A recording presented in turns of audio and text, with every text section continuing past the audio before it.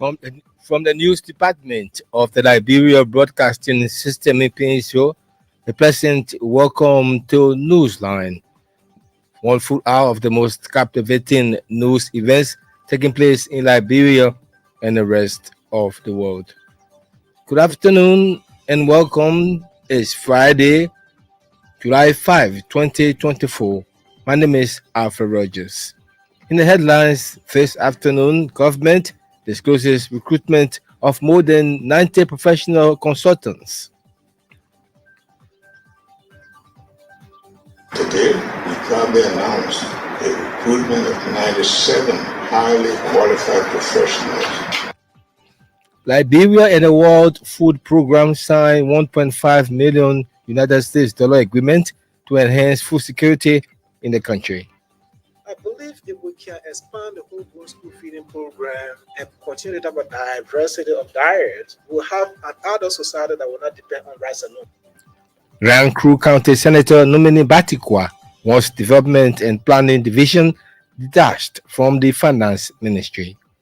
Those two institutions need to be disaggregated, and the Ministry of Planning need to be established to do detailed planning of the government's program.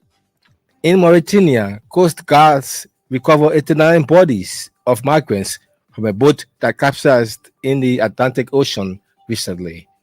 Details of these interesting stories, the news in simple Liberian English, French, plus more, all coming up right after Pastor Talu brings us the news bulletin.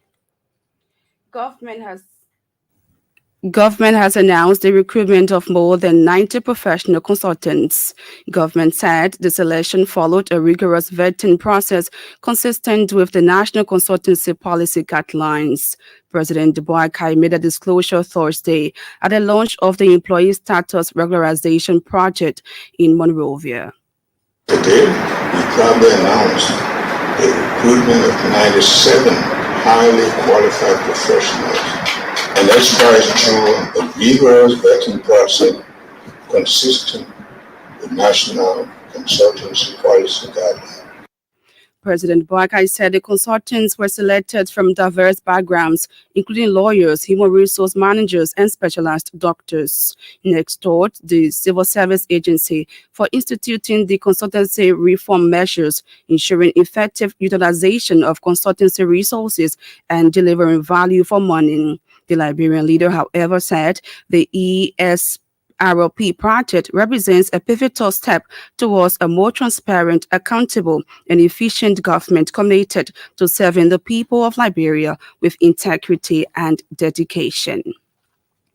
The Liberian government and the World Food Program have signed a $1.5 million United States dollars agreement to enhance food security in the country. The project is targeting 8 countries to be monitored by the World Food Program to foster transparency and accountability during the exercise.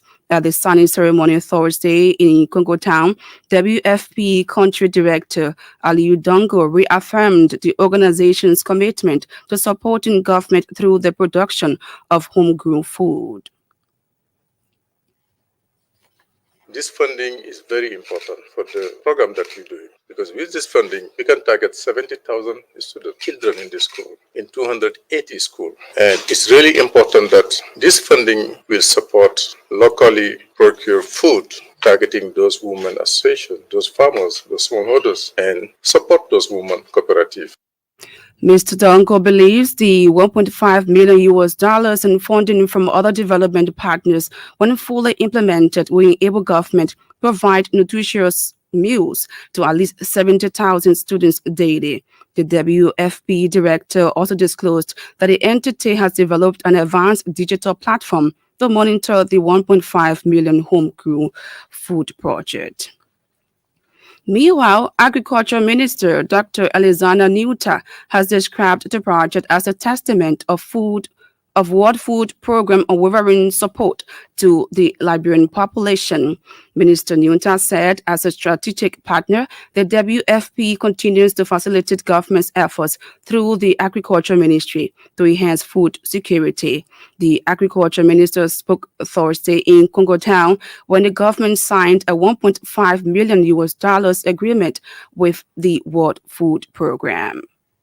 I believe if we can expand the homegrown school feeding program and continue to have a diversity of diets, we'll have an adult society that will not depend on rice alone. Because in this country, if you don't eat rice, okay, our own president for rice because the rice price went up. But if we can support diversity in our diet, Liberia can be easily self-sufficient in food. He said the homegrown school feeding program is critical to Liberia, stressing that government takes the program seriously to reduce food insecurity in the country. Minister Newton thanked the World Food Programme and development partners for their continued support to the socio-economic advancement of the country. Grand Crew County Senator Nimini Batikwa wants the Development and Planning Division detached from the Finance Ministry. The Ministries of Finance and Planning were combined during the administration of former President Ellen Johnson Sirleaf. Senator Batikwa said the combination of the two ministries is undermining development and planning activities of government. Every county had a planning officer. They were working with the county to do the detailed planning of government programs and activities. Currently, nothing is in any county. So everything is concentrated at the Ministry of Finance. He added that the Ministry of Finance and Development Planning is currently overwhelmed with financial issues, and as such, it cannot fully implement effective planning of government. The Grand Crew County Senator maintained that he foresees future development planning crisis if government fails to separate the two ministries. The Senate has mandated its Committee on Public Corporations to investigate the status of the 2022 population and housing census conducted by legislators. The Senate's decision was triggered by communication from Nima County Senator Nyan Twayan.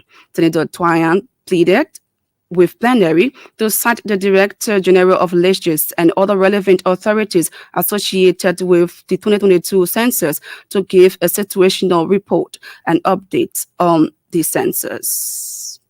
Judges and all associates of this census should be invited to plenary to give us a situational report and update on what they are doing with the result of the census so that we can be in time to set the threshold based on the census result. The Nima County Senator emphasized that it has been 2 years since the conduct of the census with no action taken. Senator Twayan said the census is meant to provide demographic, social, and economic data for research and policy planning, and as such, authorities of legislatures need to provide accurate updates. Deputy Foreign Minister Councillor Dewey Gray has highlighted Liberia's dedication to mainstreaming gender perspectives into all development efforts. Minister Gray said the country is committed to complying with the 2030 Agenda for Sustainable Development, particularly SDG 5, which focuses on achieving gender equity and empowering women and girls. The Foreign Ministry release said the Deputy Foreign Minister made a statement recently when he showcased Liberia's commitment to a feminist foreign policy at the 3rd International Conference on Feminist Foreign Policy in Mexico. During the event, participants reaffirmed the nation's responsibilities towards gender equality, non-discrimination, and respect for diversity as fundamental human rights principles. Minister Gray also underscored Liberia's ongoing commitment to ensuring collective action in achieving a better and more equitable future for all citizens. A 38-year-old man, Mark Janga, has been sentenced to 75 years in jail at the National Palace of Correction in Zwaju Grant, Jide County. According to our correspondent, convict Janga was sentenced by the 7th Judicial Circuit Court in the county for killing 12-year-old Gracious Yomin. Our correspondent said in August of last year, convict Janga was indicted for multiple crimes, including murder, kidnapping, gang rape, and criminal conspiracy. The court rendered the verdict after the 12-man jury handed down unanimous a verdict against the convict.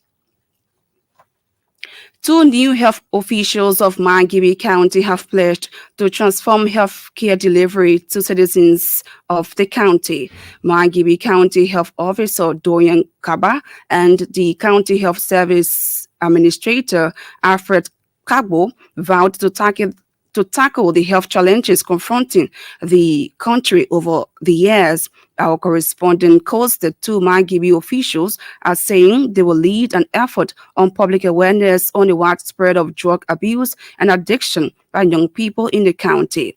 Mr. Kaba and Kabo made a commitment during a recent takeover ceremony by the two local health officials of Mangibi County Health Team. And the coordinator of the Liberia Urban Resilience Project, Gabriel Flabo, says the role of the media in the successful implementation of the project is vital. The Public Works Ministry is implementing the Liberia Urban Resilience Project and the Monrovia Integrated Development Project funded by the World Bank and French Development Agency. According to Mr. Flabo, the media role will be monitored and report on how the project's activities are being implemented and their impact on the public. He said besides the media, we engage relevant stakeholders about the projects and hold them accountable on the usage of the funding provided, among others. Mr. Flabo spoke Thursday in Monrovia during a day-long media training on project reporting on Urban Liberia Resilience Project. Meanwhile, the participating journalists thanked the organizers for building the training of their capacities on the project's reporting and called for more training.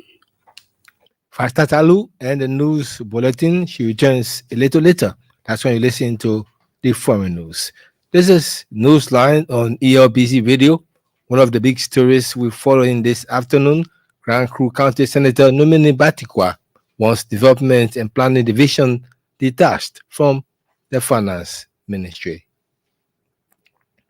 More than 90 qualified and professional consultants have been hired by government following a rigorous vetting process.